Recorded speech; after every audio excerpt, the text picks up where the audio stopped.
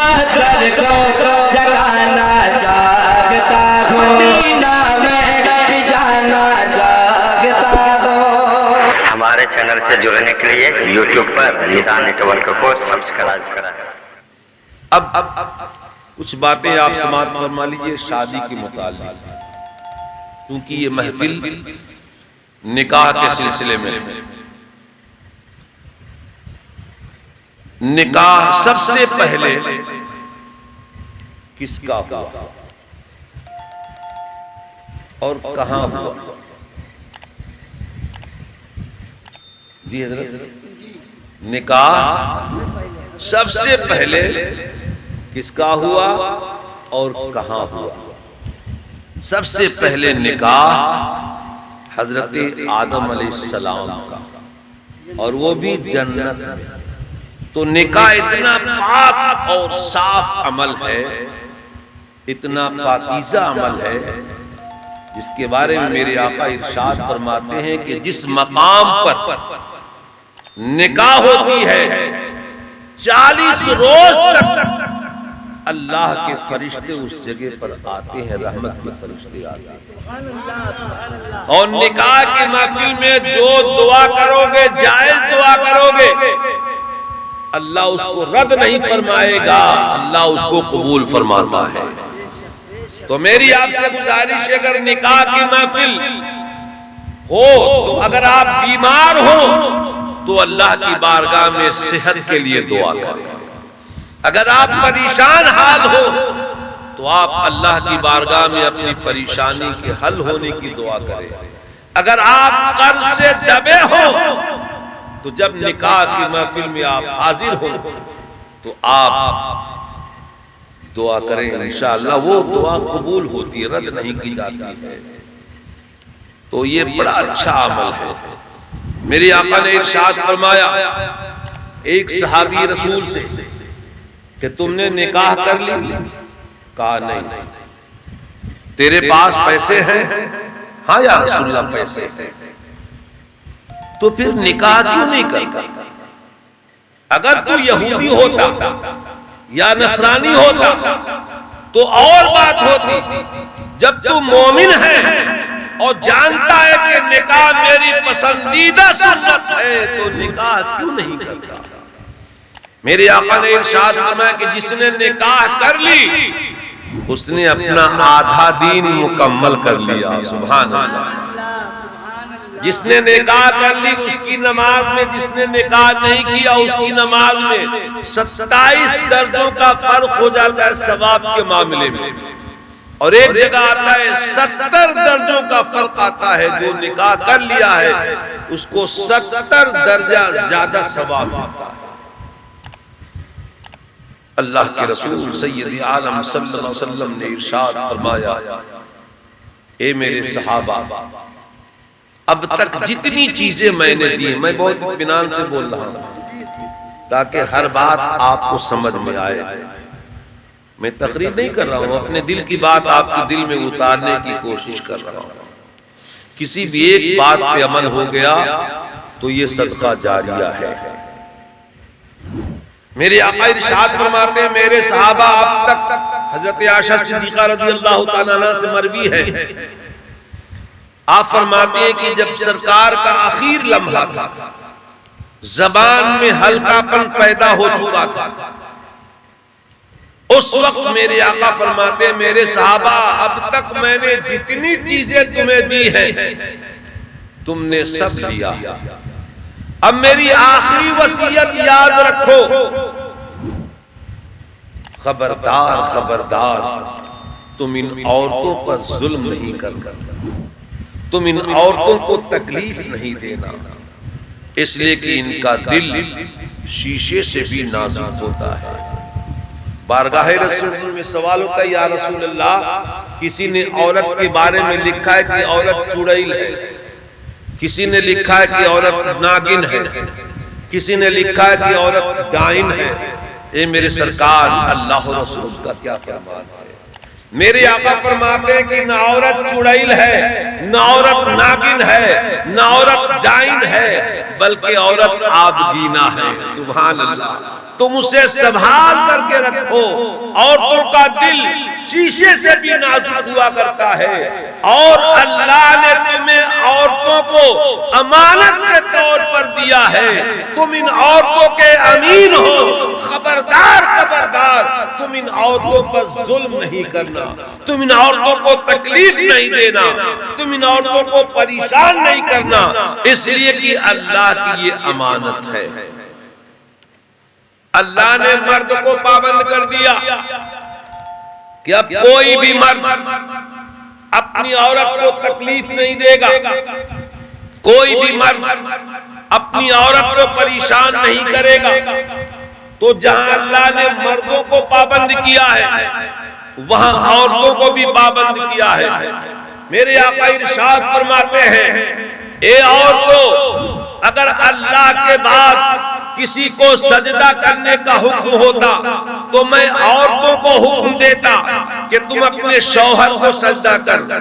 اے عورتوں، اگر تمہارا شوہر آواز دے، تم روٹی بنا رہی ہو، تم نے روٹی کو توے پر ڈال دیا ہے، اگر تمہارے شوہر نے آواز دی تو روٹی کو چھوڑ کر کے تم اپنے شوہر کی خدمت میں حاضری دو۔ اے عورتوں، اگر تم نماز پڑھ رہی ہو اور ایسے عالم میں تمہارے شوہر نے آواز دی تو نماز کو توڑ کر کے اپنے شوہر کی خدمت میں حاضری دو۔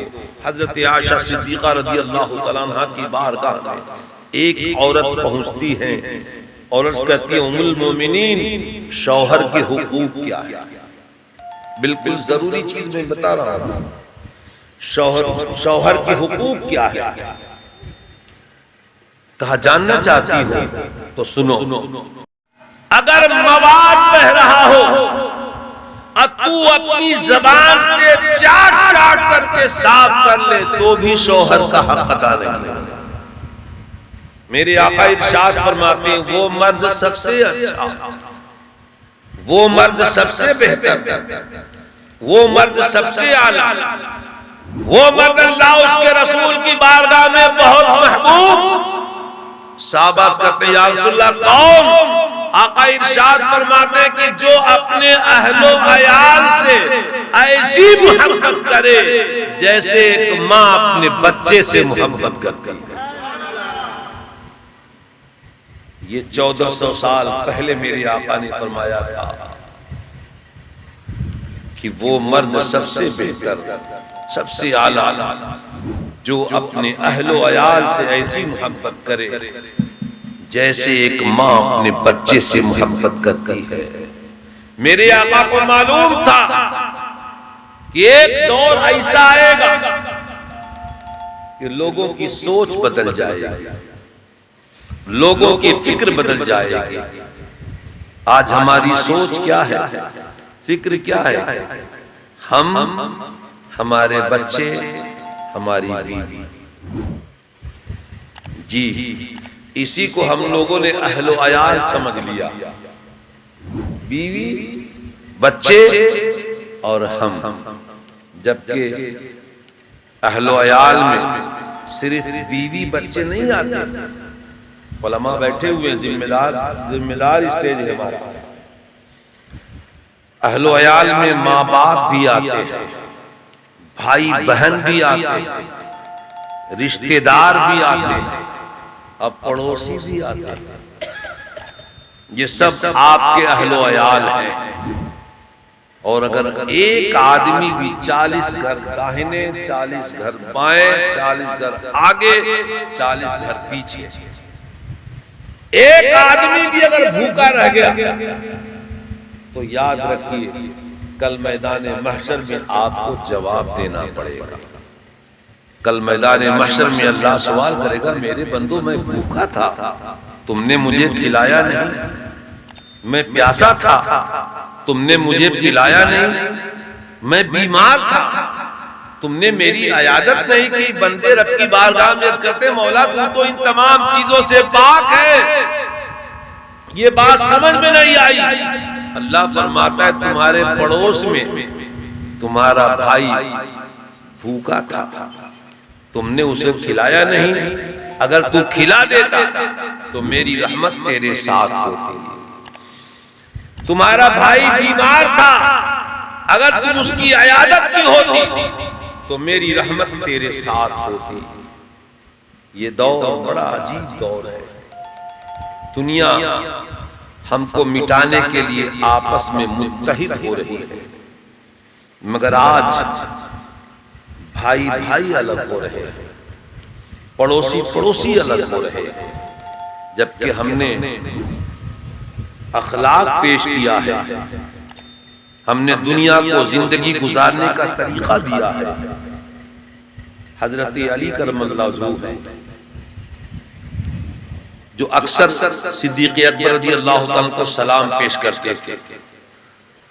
میرے آقا نے فرمایا جو پہلے سلام کرے گا وہ پہلے جنت میں جائے گا۔ تو سلام کرنا سنت، جواب دینا واجب تھی۔ ایک روز حضرت علی کرم اللہ وجہہ صدیق اکبر کو سلام نہیں کیا، یہ پریشان ہوئے کہ کیا بات ہے، میرا بھائی ہم سے کیسے ناراض ہو گیا، کیا تکلیف ہو گئی؟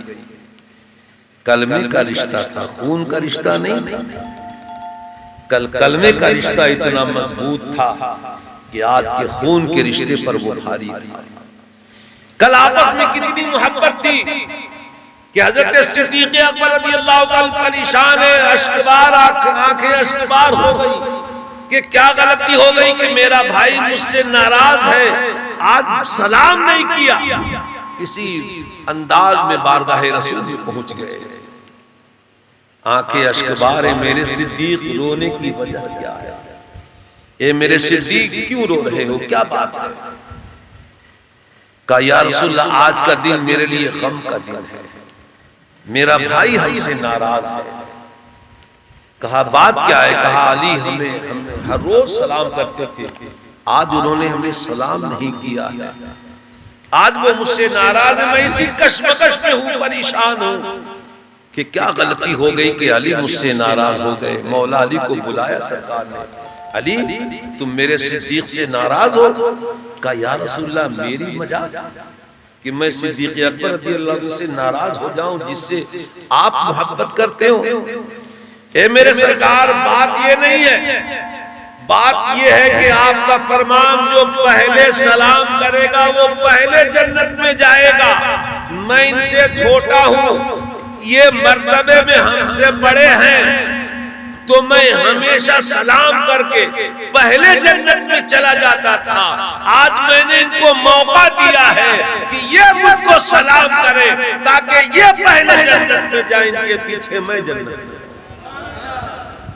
یہ محبت تھی۔ آج ضرورت اس بات کی ہے کہ ہم اس انداز سے اپنی زندگی گزارے کہ دنیا دیکھ کر کے کہے کہ یہ ایک خاندان کے لوگ ہیں، جیسے ابھی آپ یہاں اکٹھا ہیں، دیکھنے والا دیکھ کر کہہ دے گا کہ یہ ایک خاندان کے لوگ ہیں۔ میں اللہ تبارک و تعالی ہم سبوں کے حال فراہم فرمائے اور ہم تمام لوگوں کو متحد اور متفق کر دے۔ اے میرے بزرگوں اور دوستوں، میرے آقا نے ارشاد فرمایا کہ اگر اپنے بہن اور بیٹی میں فرق نہ کرے، جیسے بیٹی سے محبت کرتا ہے ویسے بہن سے محبت کرتا ہے، دونوں میں کوئی تمیز نہیں، کوئی فرق نہیں، دونوں سے بے پناہ محبت کرتا ہے، تو میرے آقا فرماتے کہ وہ جنت میں میرے قریب اس طریقے سے رہے گا جیسے میری دو انگلیاں، یہ دو انگلیاں سٹی ہوئی ہیں، اس انداز سے وہ جنت میں رہے گا۔ میرے آقا ارشاد فرماتے ہیں کہ وہ عورت سب سے بہتر، وہ مرد سب سے بہتر جو اپنے اہل و عیال سے ایسی محبت کرے جیسے ایک ماں اپنے بچے سے محبت کرتی ہے۔ میرے آقا ارشاد فرماتے ہیں کہ وہ عورت سب سے بہتر، وہ عورت سب سے اعلیٰ جو اپنے شوہر سے ایسی محبت کرے جیسے مومن مجھ سے محبت کرتا ہے۔ میرے آقا نے ارشاد فرمایا کہ اگر عورت 7 روز تک اپنے اپنے شوہر کی خدمت کر دے بغیر کہے ہوئے، جی جب 7 روز کا یہ حال ہے تو پوری زندگی کا خدمت کا کیا حال ہوگا؟ میرے آقا فرماتے ہیں کہ اگر عورت اپنے شوہر کا 7 روز تک بغیر کہے ہوئے اگر خدمت کر دے تو جنت کے 7 دروازے کھول دیے جاتے ہیں، جس دروازے سے چاہے وہ داخل ہو جائے۔ سبحان اللہ۔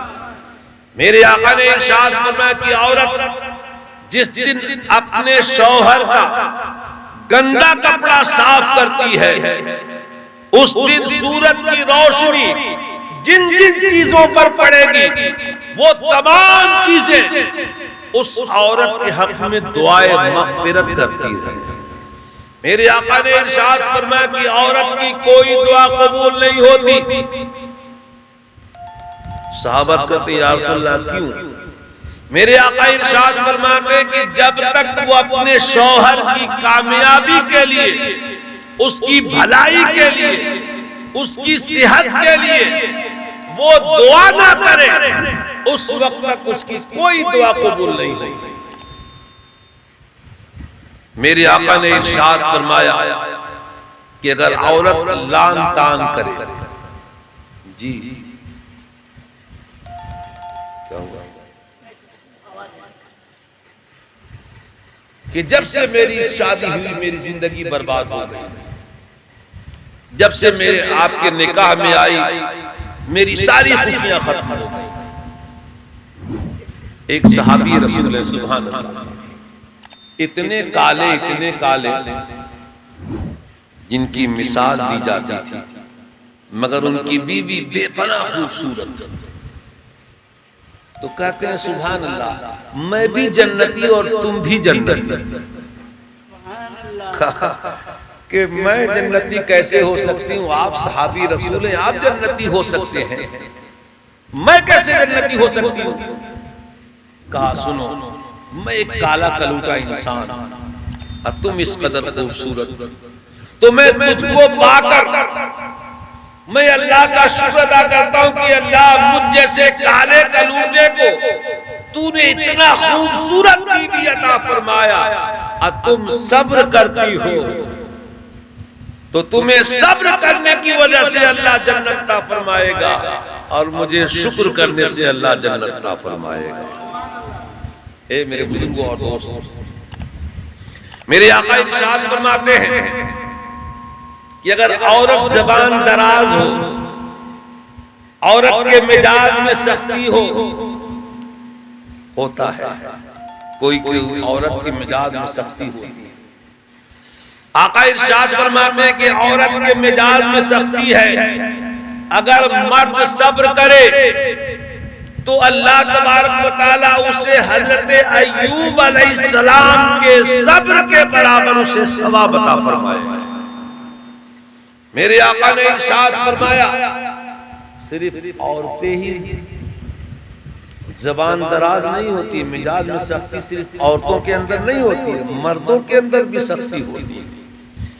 آقا ارشاد فرماتے ہیں اگر مرد کے مزاج میں سختی ہے، عورت اگر صبر کرے تو اسے حضرت آسیہ رضی اللہ تعالیٰ عنہ کے صبر کے برابر ثواب عطا فرمائے۔ میرے آقا ارشاد فرماتے ہیں اگر عورت لان تان کرے کہ جب سے میری شادی ہوئی میں برباد ہو گئی، کبھی خوشی نہیں مل پائی، اگر ایسی عورت 70 سال تک دن کو روزہ رکھے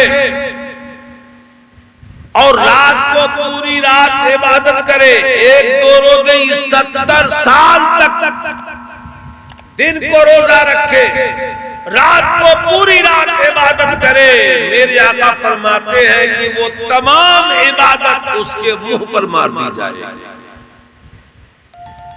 تو میرے بھائی جہاں اللہ نے مردوں کو پابند کیا ہے وہاں عورتوں کو بھی پابند کیا ہے۔ دونوں اپنی اپنی ذمہ داری پوری کریں، اور ان دونوں حدیث پر اگر عمل کر لیا جائے کہ وہ مرد سب سے اچھا، وہ مرد سب سے بہتر، وہ مرد سب سے اعلیٰ جو اپنے اہل و عیال سے ایسی محبت کرے جیسے ایک ماں اپنے بچے سے محبت کرتی ہے، اور عورت اپنے شوہر سے ایسی محبت کرے جیسے مومن مجھ سے محبت کرتا ہو۔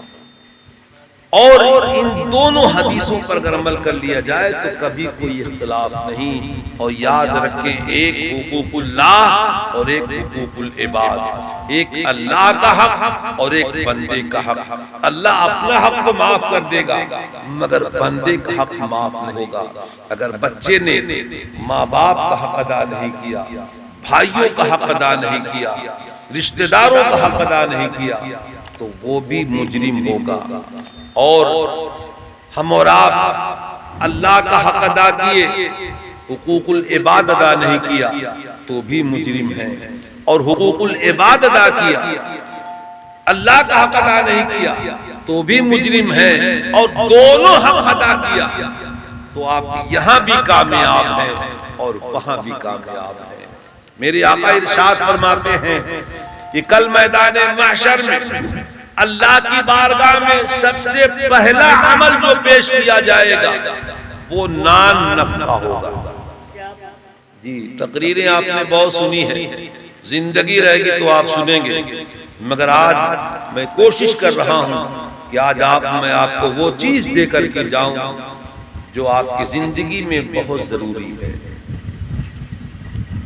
جی درود پاک پڑھیں، اللہم صلی علی سیدنا و نبینا مولانا محمد بارک وسلم، صلاۃ و سلام علیک یا رسول اللہ صلی اللہ تعالی علیہ وسلم۔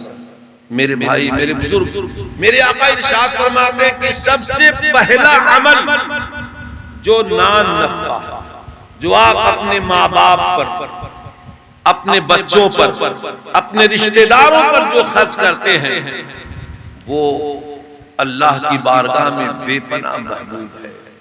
میرے سرکار آپ بازار سے سودا لے کر کے آ رہے تھے، بہت وزن تھا، ایک صحابی رسول دوڑ کر کے بارگاہ رسول پہنچتے، یا رسول اللہ یہ وزن ہمیں دے دیجئے۔ اے میرے آقا میں اس کو لے کر کے چلوں گا۔ میرے سرکار فرماتے ہیں کہ یہ میری ذمہ داری ہے، یہ میرا بوجھ ہے، اسے میں اٹھاؤں گا، اور سنو کوئی نقصان نہیں ہے۔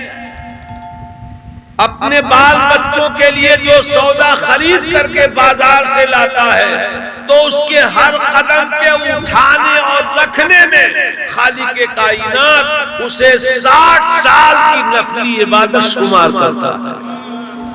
ہر قدم پہ اس کو 60 سال کی نفلی عبادت کا ثواب ملے گا۔ میرے بھائی، میرے بزرگ، ٹائم ہو گیا ہے، کتنا ٹائم ہو گیا؟ اچھا چلیے ٹائم ہو گیا ہے۔ حضرت نے جو وقت دیا تھا بالکل اسی وقت کے مطابق میں نے جو بھی ضرورت کے مطابق آپ تک پہنچانا تھا۔ اور ایک بات جو بہت پیاری بات ہے، چونکہ شادی کی یہ محفل ہے، آج ہم لوگ اپنی بیٹی کو اتنا دہیج دینا چاہتے ہیں، میری بیٹی بہت خوش رہے، نیت یہی ہوتی ہے نا حضرت کہ ہم اتنا جہیز اپنی بیٹی کو دے دیں کہ میری بیٹی خوش رہے۔ منبر رسول سے کہتا ہوں، یاد رکھیے جہیز دینے سے آپ کی بیٹی خوش نہیں رہے، یہ اللہ کے کرم کے اوپر ہے، اس کی نوازش، اس کی عنایت کے اوپر ہے۔ حضرت عبداللہ بن مسعود رضی اللہ تعالیٰ سے مروی ہے، آقا ارشاد فرماتے ہیں کہ جب پہلی رات ملاقات کرنے کے لیے جاؤ، زندگی میں خوشی کیسے حاصل ہوگی؟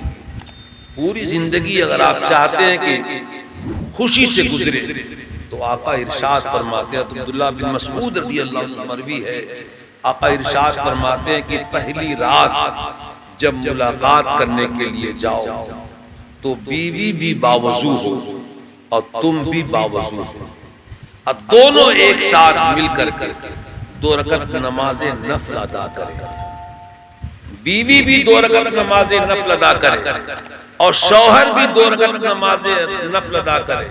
پہلی رکعت میں سورہ فاتحہ کے بعد قل یا الکافرون، اور دوسری رکعت میں سورہ اخلاص۔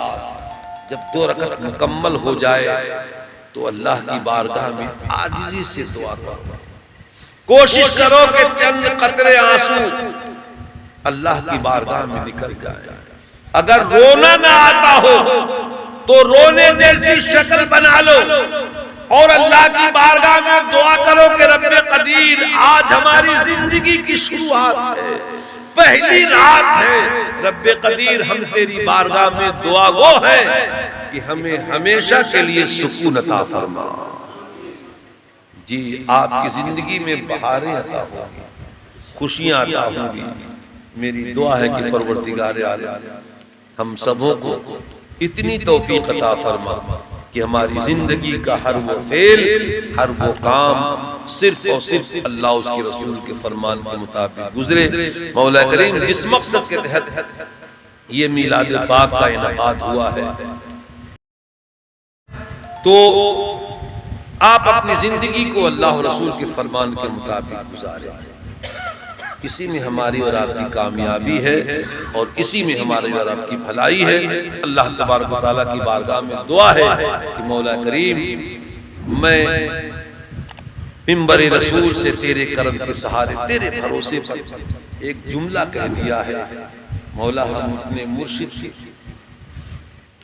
بارگاہ سے اور تمام اپنے سلسلے کے جو بھی بزرگان دین ہیں ان کی وسیلے سے تیری بارگاہ میں دعا گو ہو کہ رب قدیر اس محفل میں جتنے لوگ حاضر ہیں سب کی حاضری کو قبول فرما، مالک بندروازہ سب کی دنیا بھی آباد فرما دے اور سب کا عقبہ بھی آباد فرما دے، اور جس مقصد کے تحت یہ میلاد پاک کی محفل منعقد ہوئی ہے مولا کریم تو اس کو کامیاب عطا فرما، اور ان دونوں کے دلوں میں ایسی محبت پیدا کر دے کہ زندگی کی آخری سانس تک وہ محبت قائم رہے، ان کی زندگی میں بہاریں عطا فرما، ان کی زندگی میں خوشیاں عطا فرما۔ وہ دونوں ذمہ داری والی زندگی کی شروعات کرنے والے ہیں، مولا کریم ان کی زندگی کو آسان سے آسان کر دے۔